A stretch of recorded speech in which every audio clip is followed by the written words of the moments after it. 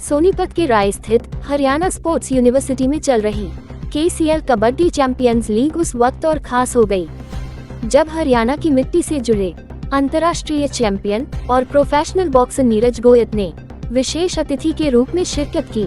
मैदान में पहुंचते ही खिलाड़ियों और दर्शकों में जबरदस्त उत्साह देखने को मिला। कबड्डी खिलाड़ियों से मुलाकात कर नीरज गोयत ने न सिर्फ उनका हौसला बढ़ाया बल्कि खेल और अनुशासन को लेकर एक प्रेरणादायक संदेश भी दिया। नीरज गोयत ने कहा कि हरियाणा की मिट्टी में खेल बसता है और कबड्डी जैसे देसी खेल ही देश को अंतर्राष्ट्रीय पहचान दिलाते हैं। उन्होंने कहा कि हरियाणा आज सिर्फ देश ही नहीं दुनिया को चैंपियन दे रहा है।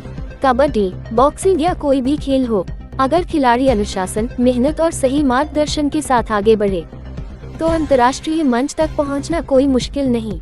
उन्होंने ये भी कहा कि युवाओं को मोबाइल और नशे से दूर रहकर खेल को अपना भविष्य बनाना चाहिए।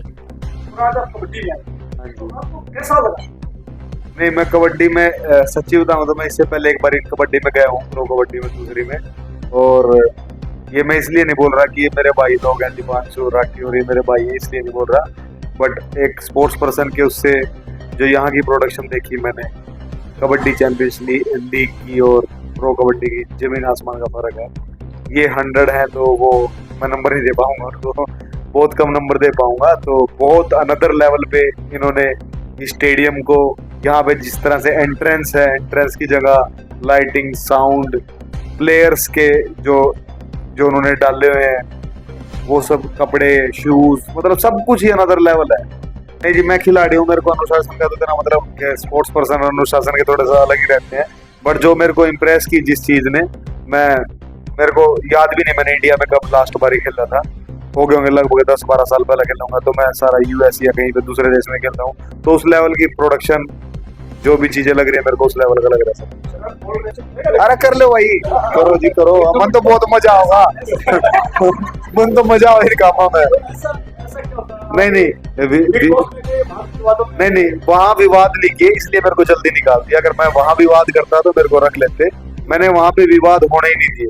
तो आपके पास जो खबर आई है वो शायद गलत आई होगी, क्योंकि जिस दिन मैं बिग बॉस से बाहर आया था, आज तक की हिस्ट्री में जितने भी घर वाले थे वहाँ पे बिग बॉस के घर के जितने लोग थे, सब लोग रोए थे। एक भी ऐसा नहीं था कि जिसकी आंखों में आंसू ना हो। 2025 में दुबई में एक के दौरान काफी गर्मागर्मी हुई थी।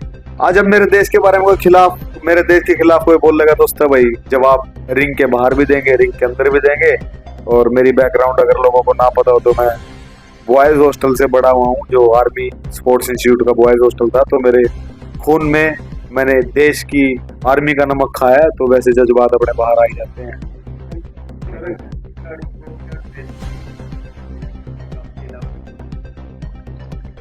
वो मेरे को लगता है एक्सपीरियंस से ही आदमी सीख पाता है, और एक्सपीरियंस यही कह पाता है कि आप जितना ज्यादा खेल के मैदान में जितने अपने दिमाग को ठंडा रखेंगे, आपका रिजल्ट उतना ज्यादा अच्छा होगा।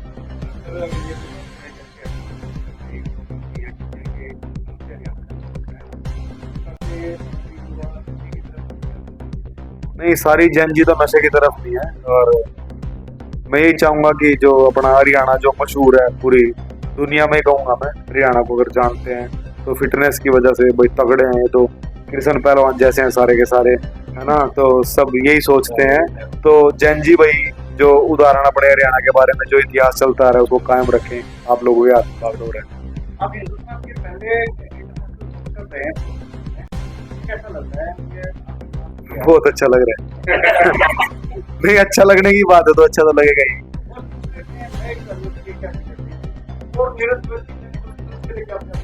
अब दोनों के सवाल मैं भूल गया जी, आपका सवाल भूल गया। नए खिलाड़ियों को मैं यही कहूंगा भाई, जो आज का जमाना चल रहा है उसके साथ भी चलें, बट अपनी ट्रेनिंग पे ध्यान दें। जो आप कंटेंट की तरफ ज्यादा ध्यान देते हैं, कंटेंट बहुत ज्यादा जरूरी है, बट कंटेंट के लिए आप एक टाइम निकालें। क्योंकि जिस तरह से ये दुनिया तेजी से बढ़ रही है, सबके पास 24 घंटे होते हैं, उस 24 घंटे में आप अपना टाइम मैनेज करो कि आप ट्रेनिंग पे भी अपना पूरा 100% दे पाओ और अपने कंटेंट पे भी 100% दे पाओ। तो सैटरडे इवनिंग फ्री होती है, संडे फ्री होता है, तो उस दिन आप लोग कंटेंट पे काम करें। भाई जैसा सब भारतीयों को महसूस होता होगा वैसे मेरे को महसूस हुआ। और वहाँ पे कुछ मेरे 10-15 मेरे दोस्त थे जो उस हॉल की गूंज थी उसके बाद सारे अंग्रेजों की बोलती बंद होगी, उससे पहले मेरी बंद हो रही थी क्योंकि अंग्रेजी में सारे सवाल हो रहे थे। पर उसके बाद भारत माता की जय के बाद सबकी जुबान बंद कर दी थी। Thank you ji.